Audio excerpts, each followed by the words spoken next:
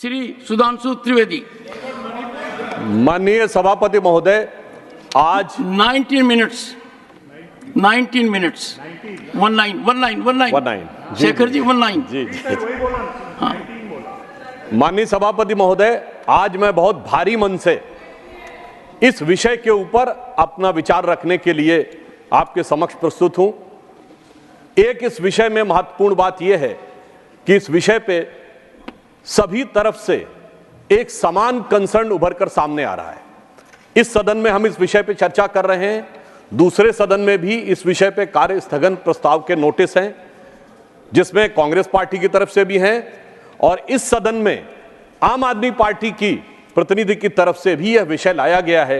यह दर्शाता है कि यह विषय कितना व्यापक और कितनी संवेदना की दरकार रखता है। सभापति महोदय, दिल्ली भारत की राजधानी है। यहां पर लोग अपने जीवन की और राष्ट्र के सेवा की अनेक आकांक्षाओं को लेकर आते हैं। पिछले कुछ वर्षों में हमने देखा कि सिर्फ जीवन यापन के लिए नहीं, नए अवसरों की तलाश में ही नहीं, बल्कि कोचिंग के माध्यम से नए कैरियर की तैयारी के लिए भी भारी संख्या में छात्र आने शुरू हुए। उल्लेखनीय बात यह है कि इसके लिए जो कोचिंग संस्थाएं थीं, उनको जिस प्रकार की व्यवस्था सुनिश्चित करनी चाहिए थी, वैसा होता दिखाई नहीं पड़ा। उससे अधिक संवेदनशील बात यह है कि सरकार को जिस गंभीरता और सतर्कता के साथ उस पर नजर रखनी पड़नी चाहिए थी, वो भी नहीं हुआ। अभी जो घटना हुई है वो बहुत हृदय विदारक है और पीड़ादायक है कि एक सैलाब आया जो 3 बच्चों के जीवन को बहा के ले गया, उनके परिवार की आशाओं और आकांक्षाओं को बढ़ा के ले गया। मगर अफसोस की बात है कि जिनके ऊपर इसकी जिम्मेदारी होनी चाहिए थी, उनकी आंखों में एक आंसू तो छोड़िए, उनके माथे पर शिकन भी नजर नहीं आई।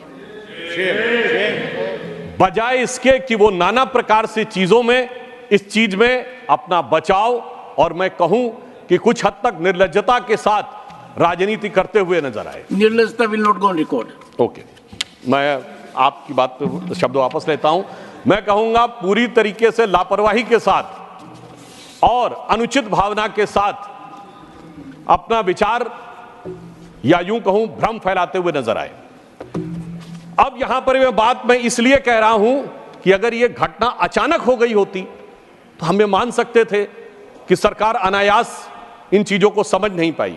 मैं सदन के समक्ष यह विषय आपके माध्यम से रखना चाहता हूं कि इस विषय पे संबंधित छात्रों के द्वारा अनेक कंप्लेंट्स की गई और उन कंप्लेंट्स के रिमाइंडर भी किए गए, जिसमें एक कंप्लेंट 26 जुलाई को एक छात्र के द्वारा की गई है, जिसमें उसने बहुत साफ लिखा है कि वो करोल बाग का निवासी है। राव आईएएस के बेसमेंट में परमिशन के बगैर एनओसी के क्लासरूम संचालित हो रहे हैं। मैं पूरी वो नहीं पढ़ रहा हूं।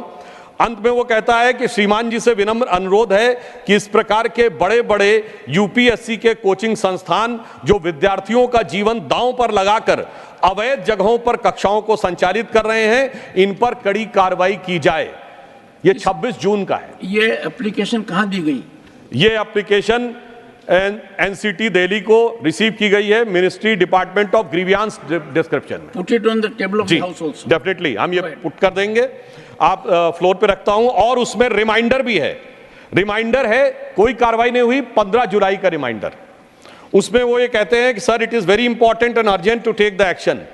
फिर 22 जुलाई को, एक हफ्ते के बाद, फिर वो रिमाइंडर देता, sir please take action, the issue of student safety is there.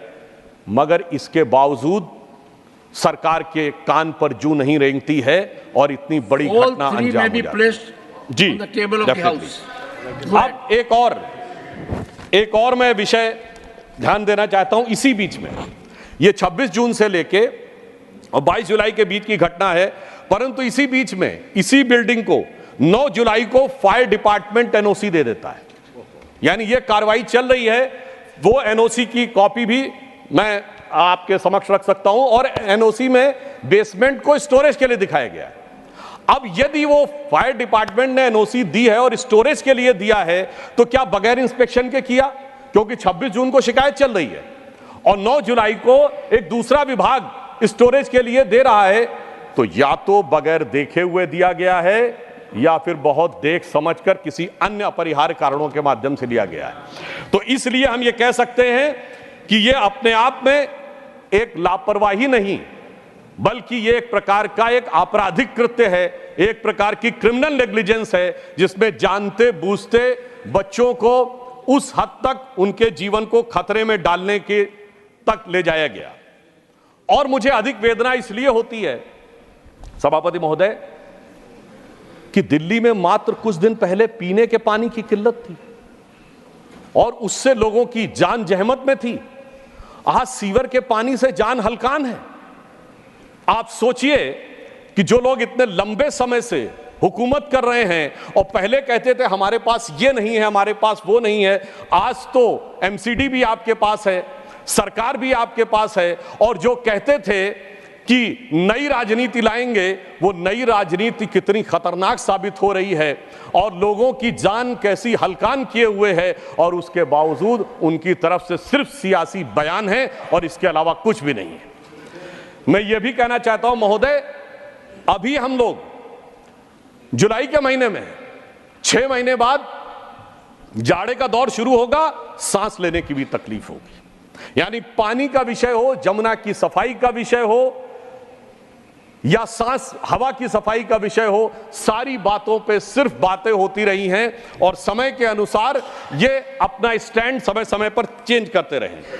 यहां पर मैं एक और बात बताना चाहता हूं, यदि किसी व्यक्ति के साथ कोई हादसा हो जाए, मान लीजिए उन बच्चों के साथ यह स्थिति हुई, आप अस्पताल ले जाना चाहें, तो मैं बताना चाहूंगा कि मीडिया में रिपोर्ट अवेलेबल है कि हाई कोर्ट ने इस पे टिप्पणी की है कि बहुत कम। एक सेकंड जी माननीय सदस्य, ये गंभीर विषय है और सदन में 2 बातों का ध्यान रखना पड़ेगा। एक तो आप विषय पर ही बोले और दूसरा मीडिया रिपोर्ट को आधार नहीं बनाएं। आप वही सर, ये हाई कोर्ट के जजमेंट को कोट कर रहा हूं। नहीं, जजमेंट की कॉपी आपके पास है, उसकी प्रतिलिपि रखनी पड़ेगी जी, क्योंकि मीडिया में कुछ भी आ जाए उसको आधार मत बनाइए। सर, हाई कोर्ट ने इस बारे में बहुत असंतुष्टि व्यक्त की है पूरा कि जितनी हाई कोर्ट ने इस विषय को लेकर बहुत असंतुष्टि व्यक्त की है कि जितनी प्रकार की आबादी है उसकी तुलना में अस्पताल में सीटी स्कैन की मशीनें बहुत कम है। यह वेल नोन फैक्ट है, पब्लिक डोमेन में। और इतना ही नहीं, मैं तो कांग्रेस के प्रदेश अध्यक्ष का बयान कोट करना चाहूंगा, जिसमें उन्होंने कहा था कि 32 अस्पतालों में से 68 ऐसे हैं जहां पर ऑपरेशन थिएटर काम ही नहीं कर रहा है। यह कांग्रेस के प्रदेश अध्यक्ष का बयान।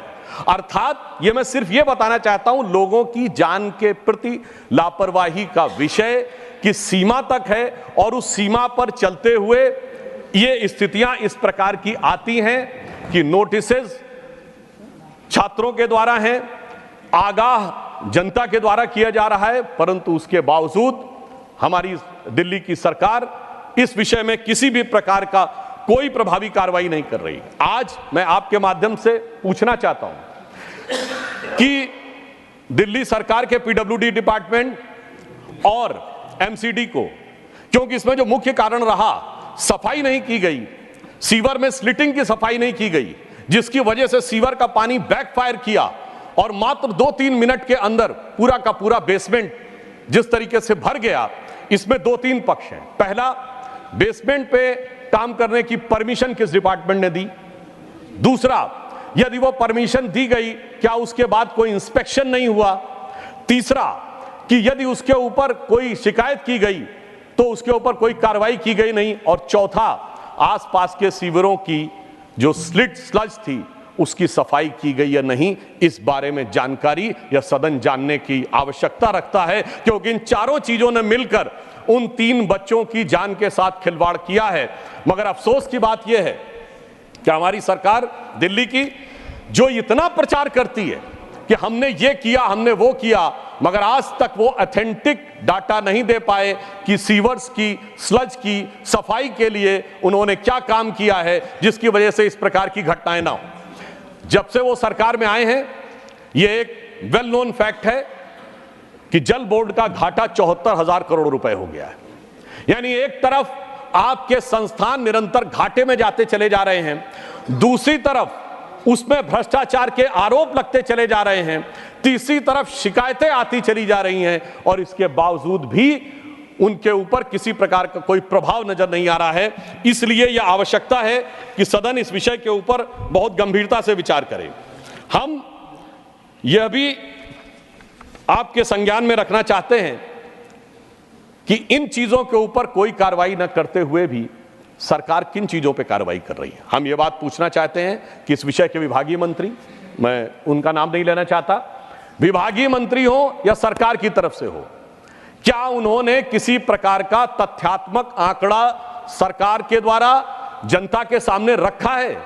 नहीं रखा है। उन्होंने आकर सिर्फ बयानबाजी की है। यह दर्शाता है कि उनका उद्देश्य वास्तविकता, क्योंकि वास्तविकता तो वो मेरे विचार से सभापति महोदय सामने रखने की स्थिति में ही नहीं है, और उन्होंने इस विषय पे कितना मद में व्यय किया है मैं आपके माध्यम से पूछना चाहता हूं कि सीवर की सफाइयों को लेकर उन्होंने कितना व्यय किया है, जबकि यह बात लोगों की जानकारी में उपलब्ध है कि दूसरी चीजों पे बहुत व्यय किया है। एडवर्टीजमेंट के ऊपर 2012-13 में जब कांग्रेस की सरकार थी तो 13-14 करोड़ रुपए व्यय होता था, अब 568 करोड़ रुपए व्यय। मैं पूछना चाहता हूं कि बिल्डिंग्स के कंस्ट्रक्शन के ऊपर, जांच के ऊपर, सीवर के ऊपर कितना उन्होंने व्यय किया है 2021 में? नहीं सर, उसी पे बात कह रहा हूं। हम बिल्कुल जानना चाहते हैं, सरकार को ये देश की जनता को जानने का हक है कि यदि 50 गुना अधिक खर्चा हुआ है प्रचार में तो कितना गुना खर्चा हुआ है सीवर की सफाई में, कितना गुना खर्चा हुआ है इन चीजों के समस्या के निदान। एक सेकंड सुनिए। नहीं, nothing will go on record. Sanjay, nothing will go on record. मौत की तारीख and it is expense. No, listen to me, one second. Nothing is going on record. Honorable member. जी. Honorable member. One second. Nothing will go on record. Please. सदन के नेताजी दोनों तरफ सुनिए। मैं सदस्यों से कहूंगा, ये अत्यंत गंभीर मुद्दा है। इस पर जब विज्ञापन की बात आई तो आप और हम सब रोज देखते हैं अखबार का पहला page coaching, second page coaching, third page coaching. इतना भारी खर्चा कहां से आता है? उस छात्र से आता है जो अपने सपने को साकार करना चाहता है। नंबर 2, मैं सदस्यों को से आग्रह करूंगा, इस पर सुझाव दीजिए। सीमित दायरा है कोचिंग का, जहां आवश्यकता इस भारत को स्किल की है, स्किलिंग के लिए इतना कुछ हो रहा है, कोचिंग एक सीमित दायरे में सभी को उसमें डाल रहे हैं। ये एक ऐसा साइलो हो गया है जो गैस चैम्बर से कम नहीं है। तो आज के दिन सदस्यों को इस ओर ध्यान देना चाहिए और आगे के मार्गदर्शन की बात करनी चाहिए। ये घटना दुखद है, पर इस घटना जो लोग 3 गए हैं उनकी आत्मा को संतुष्टि मिलेगी यदि अगर इस सदन में हम सुझाव देंगे कि हमारे देश के नवयुवकों को कितने मौके हैं, किन किन जगह मौके हैं। मैं आपको एक बात बताता हूँ, जब मैं इसरो गया मैं आश्चर्यचकित रह गया। वहां कोई IIT का नहीं था, कोई IIM का नहीं था, सब गांव के थे, गांव के स्कूल के पढ़े हुए थे। यदि अगर हम डिसाइलो नहीं करेंगे समस्या होगी। तो Sudhanshu ji, make constructive suggestions also. Sir, मैंने यह विषय के संदर्भ में ही कहा है क्योंकि समस्या जल निकासी के कारण हुई।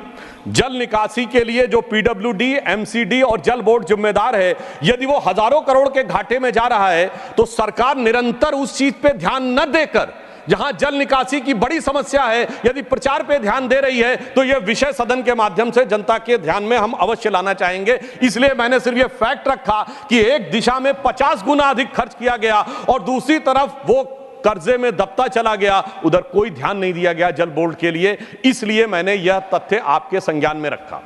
यहां पे मैं यह भी कहना चाहूंगा, मैं विषयांतर में नहीं जाना चाहता था, परंतु हमारे माननीय सदस्य ने कहा तो मैं यह भी कहना चाहूंगा, इसी दौर में सैकड़ों करोड़ का शीशमहल बन के तैयार हो गया मगर सीवर की सफाई नहीं हो पाई।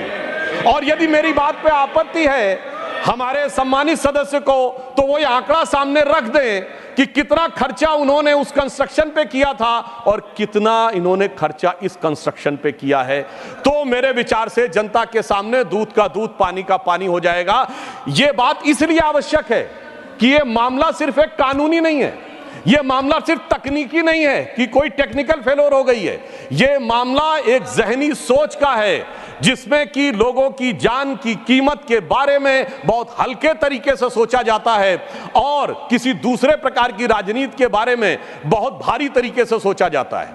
मैं वैसे तो एक और आपके सामने फैक्ट रखना चाहूंगा, हो सकता है कि मेरे विरोधियों को इस बात के ऊपर बहुत आपत्ति हो, इन्होंने कई और मदों में कई कई गुने खर्चा बढ़ाया है।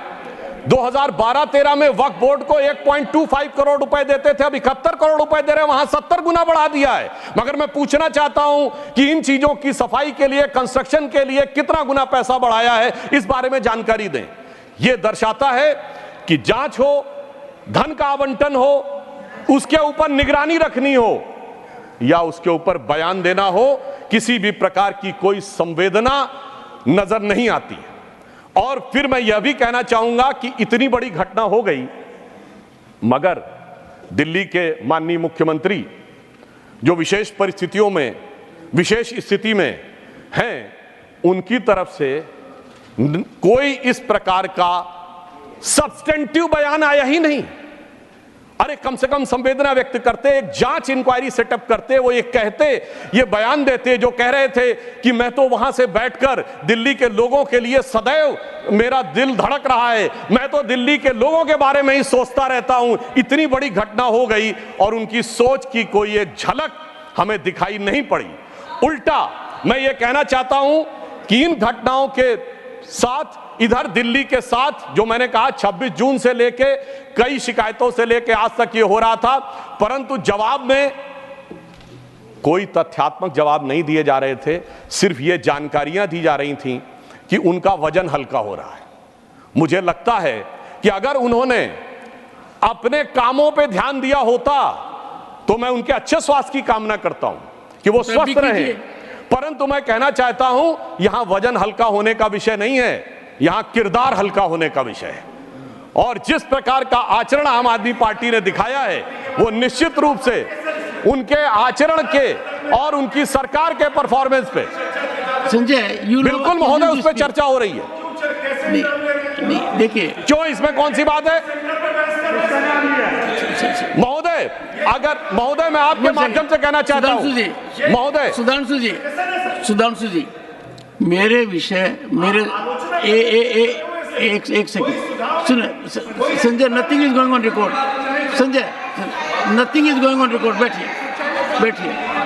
बैठिए please, let us please Sanjay, take your seat.